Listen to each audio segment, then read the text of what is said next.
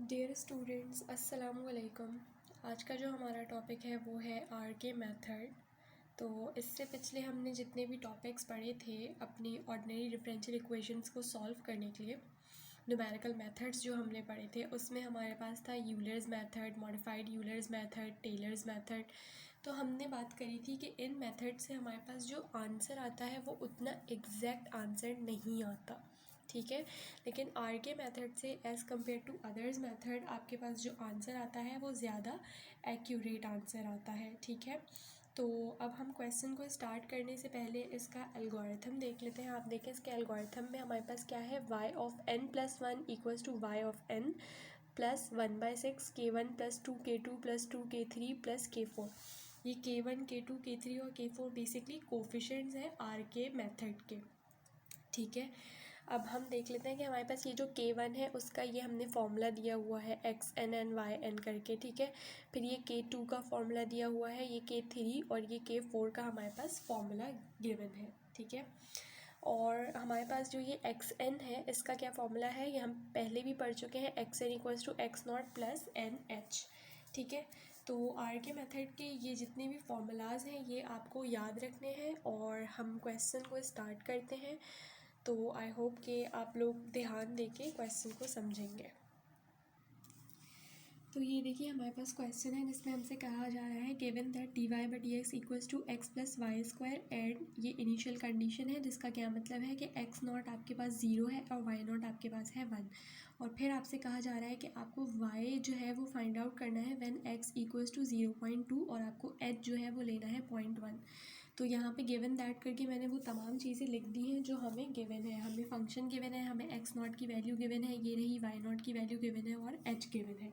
तो हमारा अगला स्टेप क्या होता है कि अगर हमें एच गिवन होता है तो हम एन फाइंड आउट करते हैं। और एन बेसिकली क्या होता है, एन होता है हमारे पास नंबर ऑफ स्टेप्स, जिसका फॉर्मूला हमारे पास क्या है, N equals to X N minus X not upon H.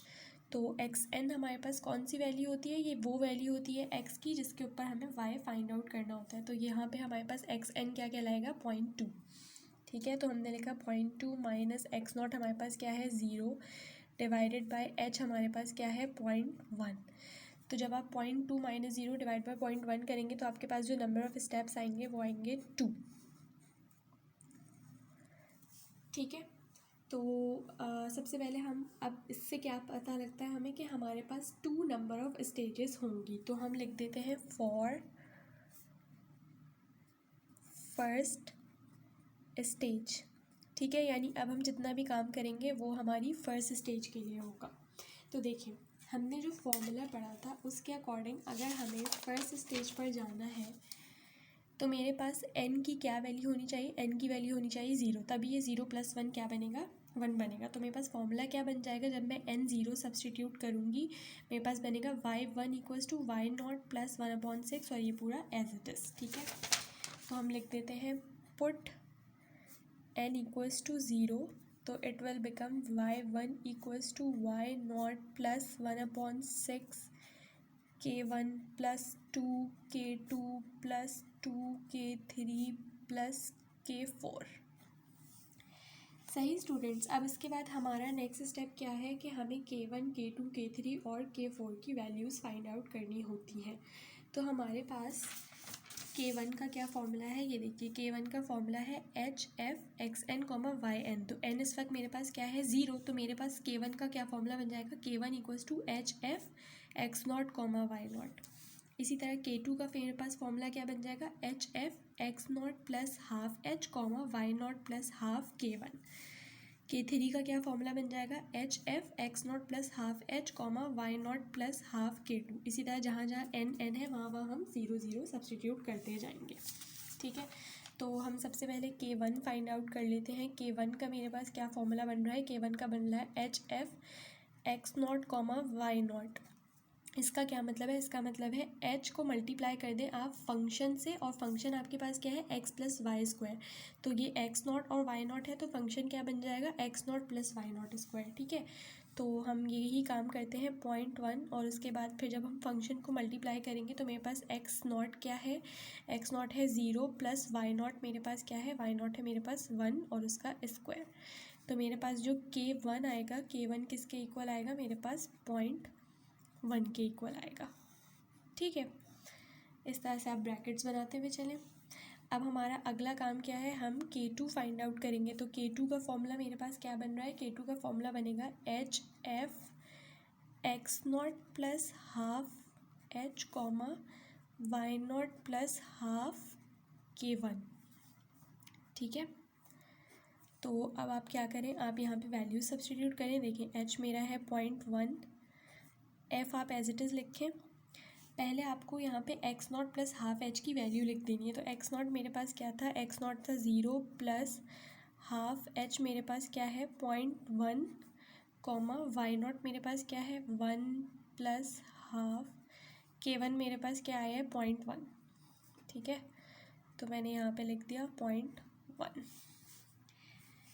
सही। इसके बाद अब आप इस पूरे को ऐड करें और उसके बाद इस पूरे को ऐड करें, तो आपके पास आएगा 0.1 फंक्शन। जब आप इसमें 0 प्लस हाफ इंटू 0.1 करेंगे तो जो आपका आंसर आएगा वो आएगा 0.05 कॉमा जब आप 1 प्लस हाफ इंटू 0.1 करेंगे तो जो आपका आंसर आएगा वो आएगा 1.05।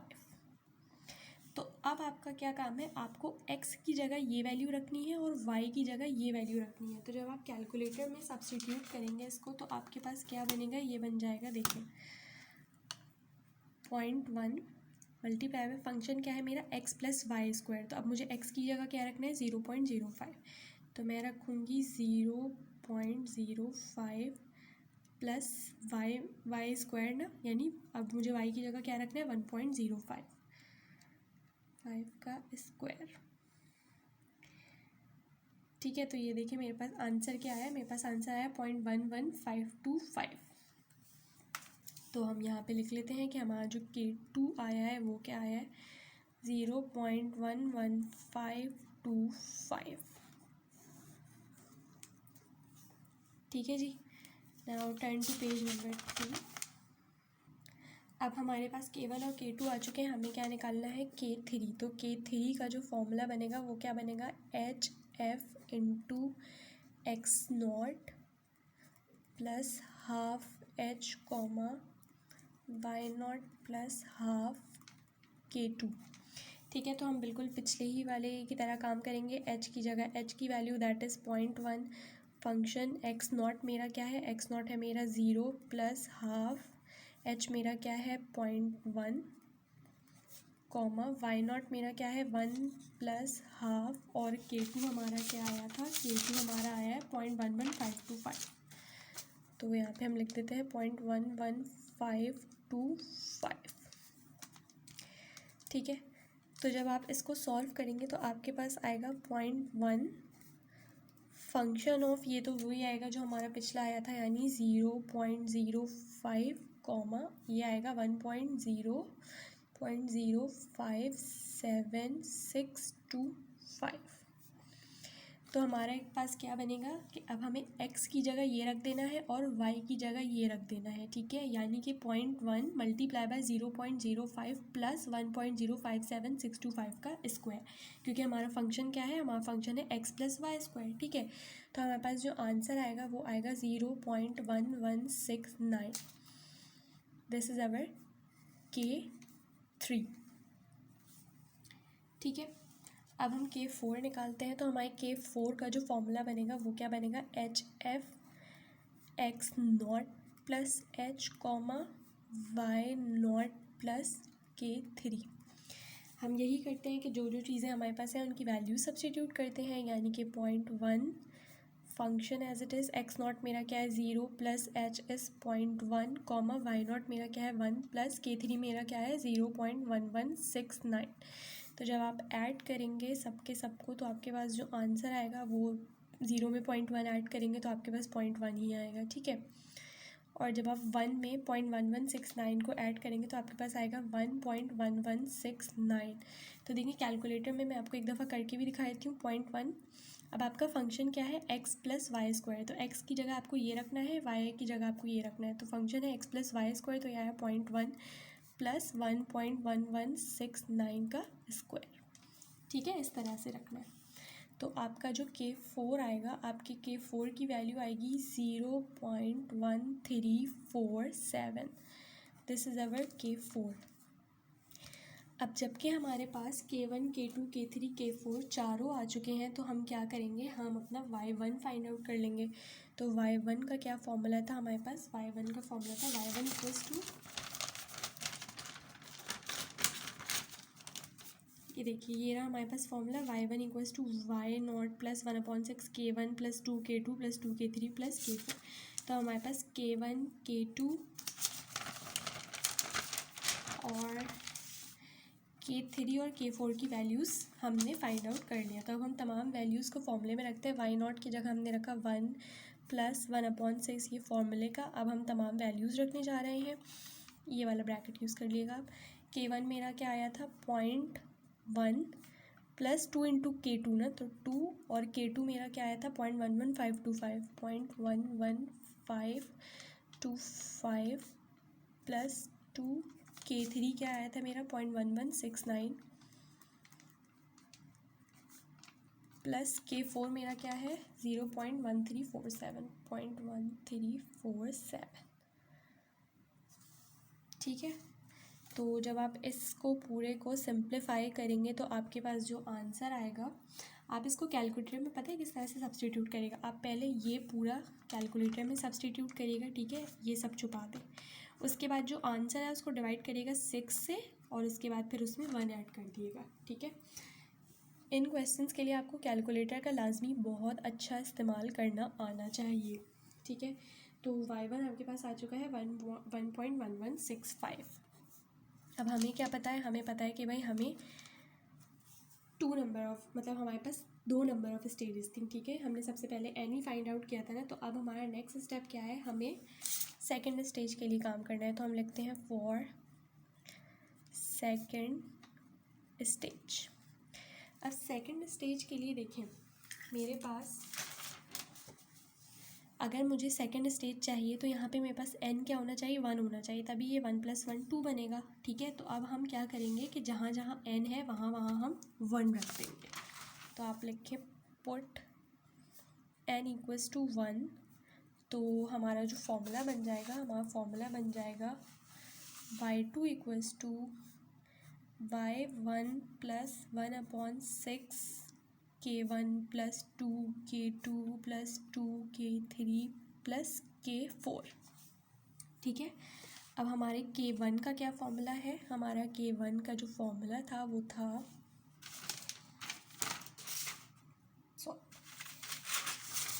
ये देखिए हमारे K1 का जो फॉर्मूला है वो क्या है, HF(xn, yn)। तो इस वक्त n मेरा 1 है, तो ये क्या बन जाएगा HF(x1, y1)। तो आप लिख दें यहाँ पे HF(x1, y1)।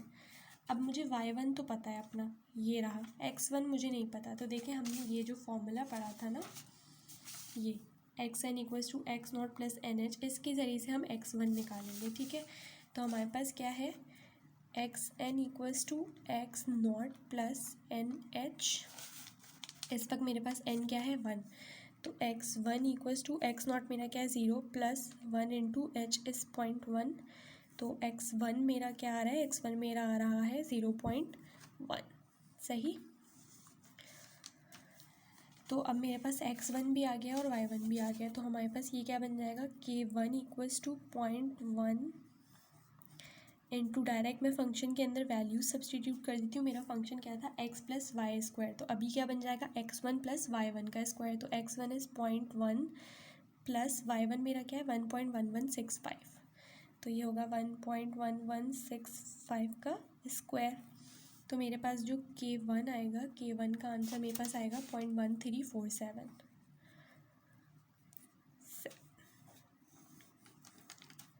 ठीक है, ये मेरा सेकंड स्टेज के लिए K1 आया है। अब हमें क्या करना है, सेकंड ही स्टेज के लिए K2, K3 और K4 निकालना है। तो हम नेक्स्ट पेज पे आ जाते हैं। K1 हमारा आ चुका है। अब हमें क्या निकालना है, हमें निकालना है K2। तो K2 का मेरे पास क्या फॉर्मूला बन जाएगा, अब n क्योंकि मेरे पास 1 है ना, तो मेरे पास क्या बनेगा HF(x1 + ½ h, y1 + ½ K1। ठीक है, ये देखें जहाँ जहाँ हमारे पास n था वहाँ वहाँ हमने 1 सब्सटीट्यूट कर दिया।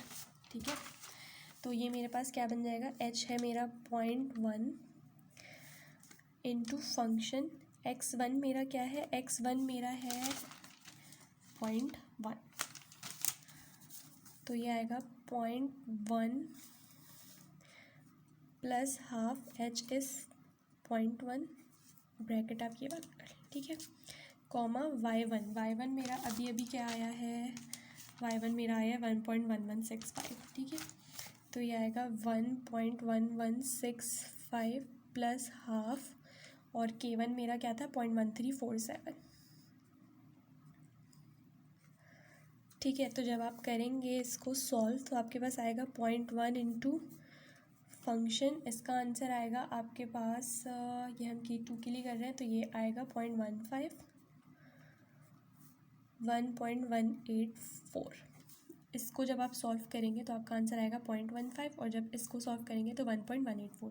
अब हमें x की जगह ये रखना है और y की जगह ये रखना है, तो हमारे पास कैसे होगा ये 0.1 इंटू 0.15 मल्टी प्लस 1.184 का स्क्वायर। ठीक है, तो जब देखिए मैं लिख के भी दिखा देती हूँ 0.1, और फिर अब फंक्शन में ये x है हमारा और ये y है, तो हमारा फंक्शन क्या था x प्लस वाई स्क्वायर ना, तो ये हो जाएगा 0.15 प्लस 1.184 का स्क्वायर। ठीक है, तो अब जब आप इसको सॉल्व करेंगे तो आपका जो K2 आएगा वो आएगा 0.1552, ये हमारा K2 आ चुका है। ठीक, अब हमें निकालना है K3।